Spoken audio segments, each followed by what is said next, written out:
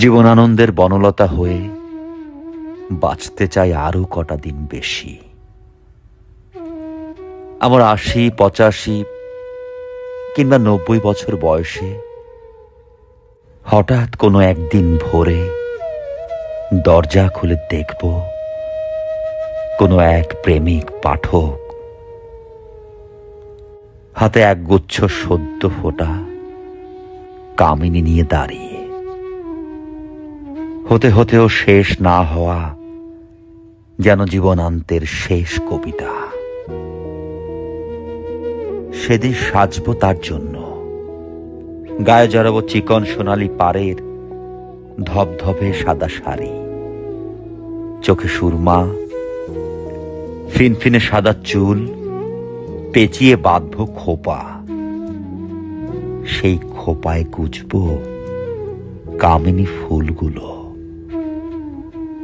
ফুলের চারপাশে দু একটা সবুজ পাতা জড়ানো থাকবে তখনও, আর আমার ধসে পড়া শরীরে খেলবে তখন অন্য এক অনুভবের শিহরণ। দিনান্তের শেষ রশ্মির আলোয় দেখব তাকে, অস্পষ্ট উচ্চারণে ঝুলে পড়া ঠোঁটে বিধ্বস্ত শব্দগুলোকে জড়ো করে বলবো, আমি তোমারই অপেক্ষায় ছিলাম। তুমি আমার জরাজীর্ণ হাড্ডিসার হাতটা ধরে বলবে, খোঁজে খোঁজে কেটে গেছে বহুদিন, মাস, ক্ষণ।